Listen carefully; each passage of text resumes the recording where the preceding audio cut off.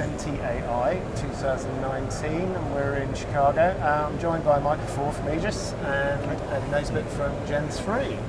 Hello guys. Hi. Now, last week actually Michael was with us. We were talking about Brexit and trade deals and the state of the world at the moment, which there's an awful lot of tabloid speculation and panic about everything. Yet, looking at it from a business point of view, I mean, it's quite interesting, Andy, because you're a UK-based business that sources most of your product locally, don't you? I mean, you're just saying. How close are some of yours? Yeah, I mean, most of our suppliers are within a 2-hour drive Yeah. of the business. You know, we're sort of proud to be British, a British manufacturer in that sense. So yeah, most of what we get is all very local. Yeah. And point point being, goes towards the US. well, we hope so in the future. Yeah. But most of it is going to Asia, Southeast Asia. I would say that's the bulk of our sales at the moment. But you know, America is one that's a huge potential for us at the moment because of changes in the industry that hopefully will be of benefit to us. And then Europe, of course, is a market that we go into. Is it that big at the moment? Not quite, No. but I don't envisage any issues at all.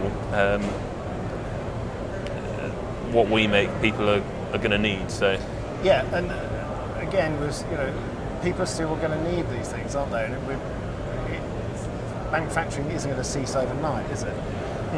But do you think there's a lot of businesses are swayed by the negative publicity constantly, and it's very easy to create problems where there aren't any? Yeah, the focus for all business tends to be focused on risk. Everybody's worried about the risk. But the basic fundamentals are that, you know, we live in a world where we consume, and what we consume and the quantity in which we consume it is not going to change overnight or by even over the next 5 years. So it's got to be made somewhere. It's somehow we need to sort out what the changes are going to be. And with supply chain, it's a little bit complicated because though our supplies may be local, there are influences into the supply chain further back, for example, fuel and energy, that may be influenced by things coming from overseas. So it's very difficult to see exactly what the effects are going to be. But I agree that, you know, the media and the way it's portrayed, all this doom and gloom, actually that plays into the favor for a lot of companies, because a lot of people make a lot of money based on things going down as well as up. Yeah. You know, people buy short in shares. Yeah. So turbulence represents actually an opportunity. So you have the companies who take this on board and saying, well, look, I know there's going to be a change. There's going to be a bad snow day. We're going to run out of bread in the supermarket, fine, or the equivalent of what that's going to be. But after that, somebody's going to pick up that demand. Somebody's going to see the opportunity to do things in a better way, a different way, and be there to satisfy consumer need. And so really there is at least an equal opportunity than there is risk. Yeah. So, you know, the worst case scenario could be that you have different paperwork to fill out. Could that be the logical conclusion of it? Isn't that done by computer these days? yeah, I mean, yeah, exactly. I mean, we've had a couple of people, you know, email us and say, look, we need to come in and talk to you about Brexit and, you know, the implications of it and what you need to do. And I've just said no, because, well, not yet at least, because we still don't know what's going to happen. And you can try and anticipate to the best of your ability, but we just don't know. If someone could tell me what is going to happen with Brexit, that would be fantastic. Then I can probably make a plan and a strategy plan for what's going to happen. But I don't see any point at the moment. That you've just got to be aware of it. That's all. You were just saying a little while ago that actually that's the kind of the way you have to operate anyway, because there's no crystal ball about just, you know, normal demand, what people are going to ask for, what stock you need to keep, if you can keep stock, how you do it. Exactly. I mean, the way that I look at it in terms of going back to, I think with that doom and gloom way in which the media seem to work at the moment, I think I was told by a colleague who made a brilliant point. What will happen if Brexit is as bad as you say? What do you think the businesses are going to do? Do you really think that they're going to leave the UK? And the answer is pretty simple for us. How hard is it to get engineers? We are struggling to find engineers in the UK. Around where we are, we've had a job opening now for 3-4 months, and we haven't found a right candidate. So the businesses who have got big factories here, in the UK, they've got the engineers to fill them out.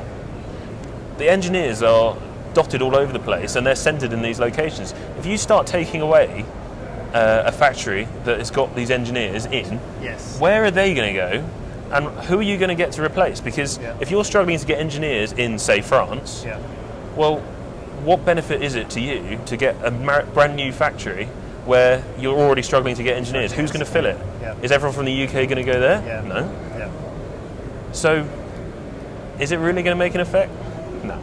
And we're talking again as well about workforce problems. That it's hard to get people. There's the engineers are in high demand. Exactly as you said. I don't think that's unusual. No, it's not. For a long time is quite common. Yeah, I think that we need to know that there are different changes going on right now. Brexit and all of this stuff is one, but the advancement of smart technology is another. So let's take the building blocks that we've got and start to change perhaps what we're looking for in the skills of operators. Because traditionally, you will always go to somewhere and look for the most experienced people, the people with least risk, the ones you can sit down and after a couple of hours they're doing what they're meant to be doing. But that actually isn't the best way of finding the best people. Because sometimes you can find people who have a keen interest and great creativity who will pick up that particular job without any problem at all. The real challenge has been within industry is because the technology is very finely focused into different areas of a factory, and normally you would expect to need people with that understanding of the detail, the nuts and bolts, the bits and bytes. With smart technology, you don't necessarily need that depth anymore. So the focus kind of swings from experience over to capability and creativity. There are a lot of people out there with capability and creativity. Maybe they haven't got a degree. Maybe they haven't worked in this industry before. But they could be extremely good if given the chance. And I think we need to focus our human resource to be able to understand these different requirements and fit those to the available skills. I mean, you're essentially assembly, isn't it? You're doing. We're a manufacturer, but we assemble in-house. So, like metalwork is outsourced, things like that. But everything else we do in-house. Do you think that is something that would work for you? Saying that you could, your workforce could be capable of doing various things given the right tools to do it. Whether that's knowledge, smart technology or whatever. I definitely agree with Michael in terms of moving forward. That's something that's gonna come into account. As of right now, no. It's what we're in is very hands-on. What we have to do, we're relatively small in terms of what we're doing, and we need the engineers with the key skills to be able to obviously build what we're doing, but also develop it as well. And I definitely think there are aspects in terms of the creativity of people coming in. We've got a brilliant software engineer who's doing some of our software work, and absolutely sensational. Never worked in the industry, as you said, but what they've done for us is absolutely brilliant. So I think there will be a crossover point, but for us it's not too much at the moment, but potentially moving forward. And I mean, again, rates of change are always a lot slower than the hype suggests, isn't it? I mean, we had this conversation with Industry 4.0. Some people are sort of running shy of it because it was hype to say deal with everything. Yet the reality is that different businesses can only apply it in different times and different speeds. Yeah, it's been too long. I mean, Industry 4 is 5 years old. It's lost people's attention already, actually. And people tend not to believe it, and then people tend to, again, going down the negative spiral about thinking, oh, it's no good for me, etc. But the drivers are there, the opportunities are there. One of the interesting aspects of it is the augmented reality. I mean, I know it's a little bit of a future thing when we have it within our product, but what I want to be able to do is to get a person who's, fairly skilled at whatever, put a pair of glasses on them, say, go into that factory and just follow the instructions. So they may be doing a quality inspection, a material movement, a bending operation, assembly operation. They have the core skills to be able to adapt. They have a much wider range of things that they're doing in terms of contributing to the business. And the flexibility then is huge. This is the new generation of humans in manufacturing. Machines are going to be a lot more flexible, and they are now connected already. Humans need to be connected as well. It is a whole new paradigm, and to be honest, I would love to see that really happen now in the next 1 or 2 years. No more 5-year plans. We're all too tired of 5-year plans. Let's just use Brexit or this trade deal problems with China, whatever it may be. Use that as the incentive, or just you want to succeed. You want to differentiate yourself. Go forward now, because the risks were there 5 years ago. The costs were there. It was huge cost, high risk. Now, it's completely different playing field. The software is there, the connectivity is there. We can now actually make it happen. Where do you think the onus for that development comes from? Because you can't afford as a business to invest a load of time and money in coming up with ways that can be done. It has to come from outside somewhere, surely. I mean, so it needs to be almost to be here's a way of working now that you can adopt, rather than you need to invest a lot of time and effort in making this work. But so who will lead that? The people, someone else. The people who will lead it will be those who see the most to gain from the business. It's driven from the top down in many cases, which is unusual, because normally technological innovation is driven by engineers. They love to play with new toys, but now it's a business prospect. So we need to not just survive. Everybody's going to survive. It's fine. Well, not everyone. Who knows? Anyway, but look at a level above. Who is going to be there differentiating themselves, leading without risk, being able to take advantage of opportunities?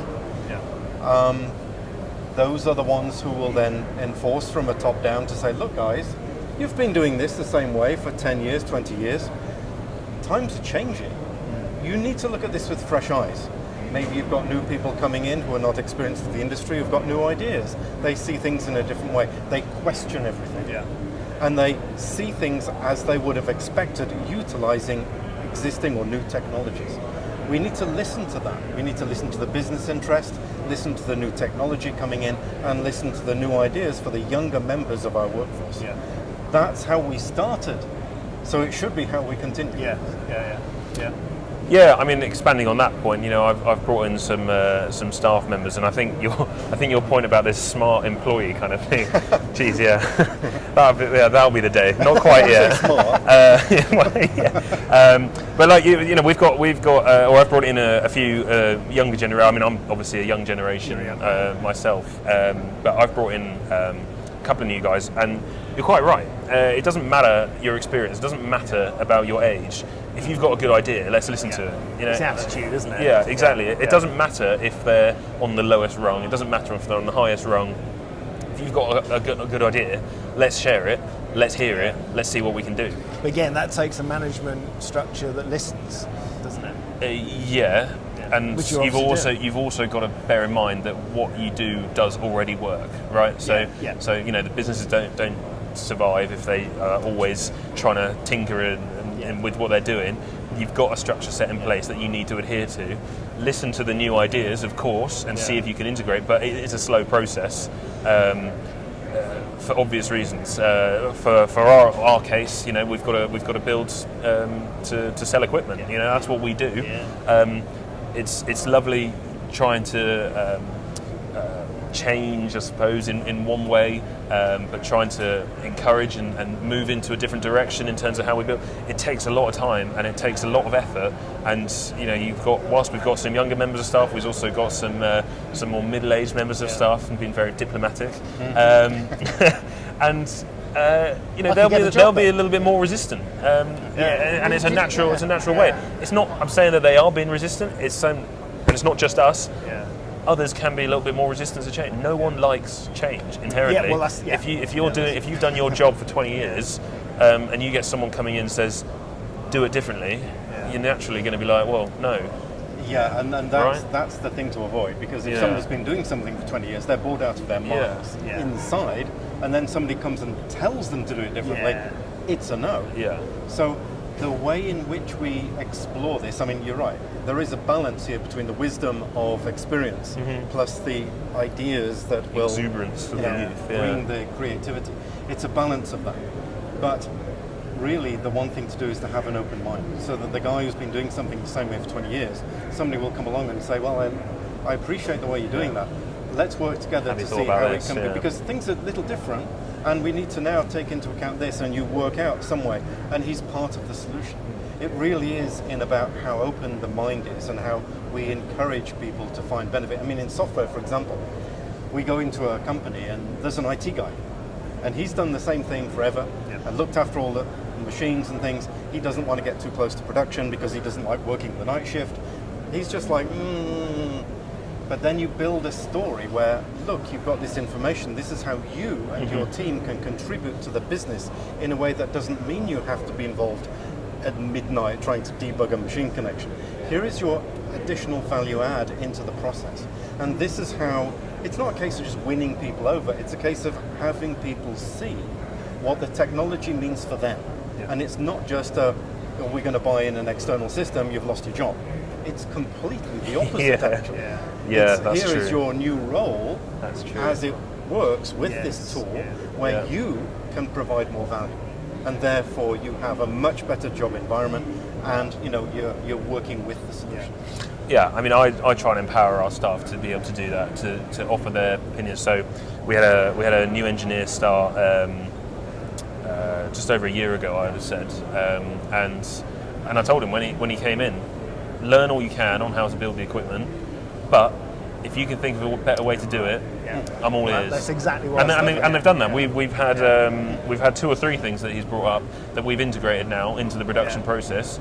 A couple of small things, one actually quite big one, and it's just made our life that much easier. It's cut down probably 1 or 2 days of build, which is invaluable, and that's what it's all about. Exactly. So well, thanks for talking, guys. Hopefully we won't be still talking in a year about this, but you never know. Of course we will. Of course we will.